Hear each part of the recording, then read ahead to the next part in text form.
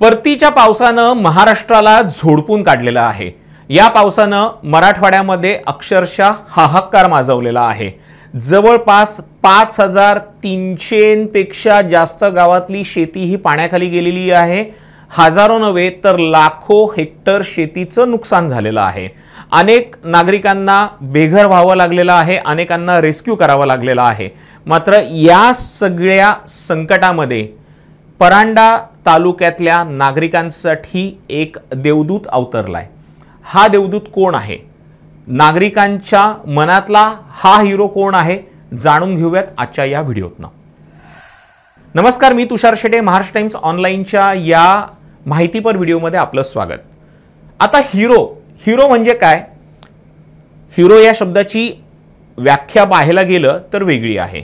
मात्र हॉलिवूड आणि बॉलिवूडच्या आत्ताच्या वाढत्या प्रभावामुळे चित्रपटात काम करणारा अभिनेता जो स्टंट करतो, वेगवेगळे ॲक्शन सीन करतो, फायटिंग करतो आणि विलनला मारतो, तो आपल्या सगळ्यांसाठी हिरो।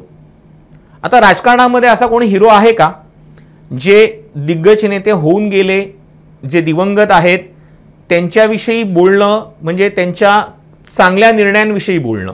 मात्र राजकारणातला एखादा ॲक्शन हिरो हा पाहायला मिळणं वावगं आहे। मात्र उस्मानाबादचे म्हणजेच धाराशिव जिल्ह्याचे खासदार ओमराजे निंबाळकर यांनी आपल्या कृतीतून दाखवून दिलेला आहे ते रिअल लाईफमधले नाहीत तर रिअल लाईफमधले हिरो आहेत। झालं असं, धाराशिव जिल्ह्यातल्या परांडा तालुक्यामध्ये प्रचंड अतिवृष्टी झाली। या अतिवृष्टीमुळे अनेक गावांना पुराचा विळखा बसला होता।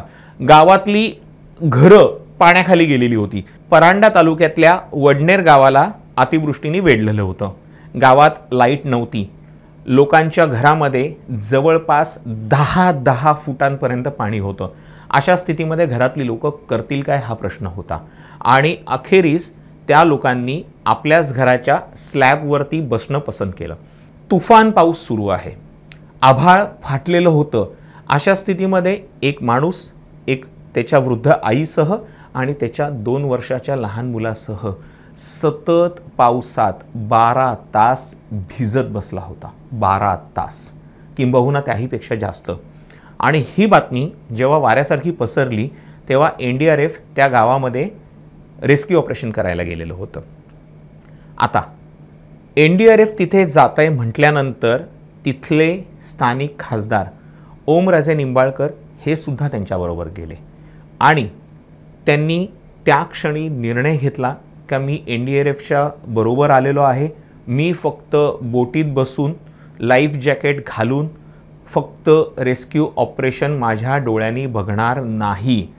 तिथे जेव्हा ते पोचले, म्हणजे होडीतनं जेव्हा ते तिथे पोचले तेव्हा त्यांच्या लक्षात आलं की पाण्याची पातळी ही प्रचंड जास्त होतीच होती, मात्र पाण्याला वेगसुद्धा जास्त होता। अशा स्थितीमध्ये त्या घरात जाणं हे अशक्य होतं, कारण की पाण्याची पातळी ही 10-12 फुटापर्यंत म्हणजे त्या स्लॅबच्या लेवलला आलेली होती। त्यामुळे तिथे जाऊन त्यांना लाईफ जॅकेट जरी घातले तरी त्यांना खेचून आणणं हे कठीण होतं। मग अशा वेळेला नेमकं काय झालं हे मी तुम्हाला दाखवतोय। माझ्या मागे दिसत असलेला हा व्हिडिओ नीट पहा। खासदार ओमराजे निंबाळकर, खासदार हे स्वतः पाण्यात उतरले। पाण्यातला फोर्स किती आहे तो बघा। जेव्हा ते पाण्यात उतरले तेव्हा ते पुढे जायला लागले तेव्हा अचानक एका मागनं माणसानं आवाज दिला,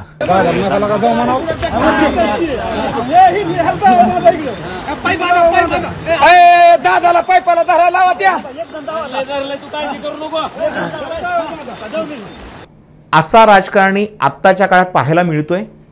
आत्ताच्या राजकारण्यांविषयी न बोललेलंच बरं। भ्रष्टाचार, टक्केवारी यामध्ये हे राजकारणी गुंतलेले आहेत।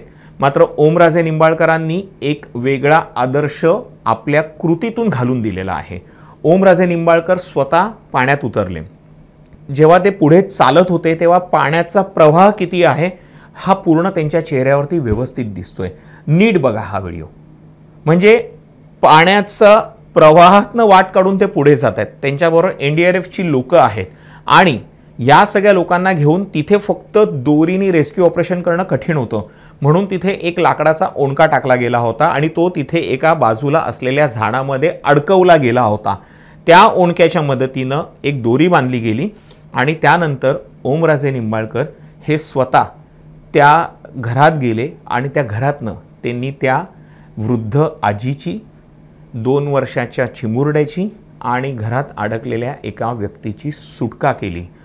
ही सुटका झाल्यानंतर तुम्हाला जर वाटलं असेल की त्यांचं संकट संपलं, तर ते तसं नाही आहे।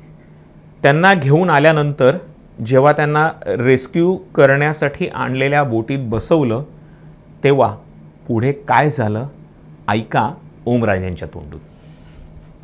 एनडीआरएफच्या जवानी तोपर्यंत त्या कुटुंबातली जे व्यक्ती होते त्यांना सगळ्यांना बोटीत घेतलं होतं आणि ती बोट परत प्रवाहाच्या विरुद्ध दिशेने इंजिन चालू करून अलीकडे येणार होती। पण ते बघा दुर्दैव असं की ऐन मध्ये प्रवाहाच्या त्या बोटीचं इंजिन बंद पडलं आणि ती बोट वाहू लागली। सुदैव एका गोष्टीचं होतं की तिथे एक फिल्ट्रेशन प्लांट होता, म्हणजे आपलं हे जर नसतंय का aquaचा, त्या फिल्ट्रेशन प्लांटच्या भिंतीला ती बोट त्या ठिकाणी अडकली आणि ती अडकलेली बोट मग नंतर आम्ही सगळ्या लोकांनी त्यांच्याकडे दावे फेकले आणि दावे फेकून पुन्हा ती बोट पूर्ण ओढून आम्ही बाहेर काढली। ओमराजे निंबाळकरांबद्दल बोलायचं झालं तर ते महाराष्ट्राच्या राजकारणात गेल्या अनेक वर्षांपासून सक्रिय आहेत। ते आधी आमदार सुद्धा राहिलेले होते आणि गेले 2 टर्म ते आता खासदार म्हणून कार्यरत आहेत।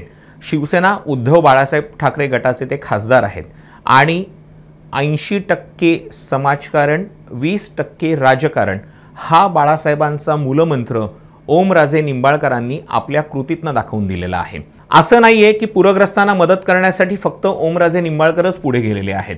जेव्हा पूर आलेला आहे, अनेक राजकीय नेत्यांनी पुढाकार घेतलेला आहे, मदतीचं आवाहन केलेलं आहे, मात्र पुराच्या पाण्यात उतरून पूरग्रस्तांची सुटका करणारा एकमेव तरुण राजकारणी असं ओमराजे निंबाळकरांचं वर्णन करता येईल। आणि या लोकांची सुटका केल्यानंतर ओमराजे निंबाळकर काय म्हणाल्यात ऐकूया। निवडणुकीच्या वेळेस, मतदानाच्या वेळेस आवाहन केलं होतं की बाबा मी तुमच्या कुटुंबातला एक सदस्य आहे, तुमचा मुलगा आहे, तुमचा नातू आहे, तुमचा भाऊ आहे असं समजून तुम्ही मला मतदान करा आणि ते नातं मी पुढचे 5 वर्ष जोपर्यंत लोकप्रतिनिधी म्हणून राहीन तोपर्यंत लक्षात ठेवून कायमस्वरूपी तुमच्यासाठी तुमच्याच कुटुंबातला सदस्य ह्या नात्यानं उपलब्ध राहीन। मला वाटतं जे वचन दिलं होतं ते मागच्या वेळेसची कोरोनाची आपत्ती होती त्यावेळेस मी ते तंतोतंत आम्ही पाळलं आणि आज सुद्धा पुरातनं मला वाटतं अक्षरशः हाहाकार धाराशिव लोकसभा मतदारसंघामध्ये घातलेला आहे। तशा परिस्थितीमध्ये सुद्धा लोकांच्या अडचणीत त्यांच्याच कुटुंबातला सदस्य या नात्यानं धावून जाणं मला वाटतं हे माझं कर्तव्य होतं आणि ते कर्तव्य मी व्यक्त पार पाडलं। आपण विचार करा त्या वडनेर गावातली कालची जी परिस्थिती होती ती अतिशय भीषण होती। एक 2 वर्षाचा मुलगा, त्याची आई, परत त्याचे आजी आजोबा, एक रात्र पूर्ण आणि पूर्ण दिवस त्या घराच्या स्लॅबवर पडत्या पावसात ओल्या कपड्यात उभे आहेत। त्यांना निवाऱ्याची कुठली सोय नाही, ना अन्न आहे ना पाणी आहे। मला सांगा अशा परिस्थितीत जर आपल्या कुटुंबातला एखादा माणूस तिथं असता तर आपण बघत बसलो असतो का? मला वाटतं हाच विचार होता किंवा माझा मुलगा तिथं अडकला असता, माझी बायको तिथं अडकली असती तर मी गप बसलो असतो का? ते एनडीआरएफचे जवान सुद्धा त्यांच्या घरातलं कोण सदस्य नाही पण स्वतःची त्या ठिकाणची ड्युटी ते राबवत होते आणि स्वतःचं कर्तव्य पार पाडत होते। मग ती मंडळी जर स्वतःचा जीव धोक्यात घालून दिवसभर त्या ठिकाणी बिगर अन्नाचं फक्त पाण्यावर जर काम करू शकत असतील तर मग आपण काय करायचं नाही? मला वाटतं ह्याच भूमिकेतनं आम्ही तिथे गेलो। ते सगळं रेस्क्यू झाल्याच्या नंतर ते 2 वर्षाचं मूल, त्याची आई, त्याची आजी आजोबा, मला वाटतं त्यांचा त्या ठिकाणी चेहऱ्यावरचा जो आनंद होता तो काही मला वाटतं माणसाच्या सगळ्यात मोठ्या समाधानापैकी एक आहे आणि ते समाधान फक्त त्या ठिकाणी काल मिळवलं याचा नितांत आनंद आहे।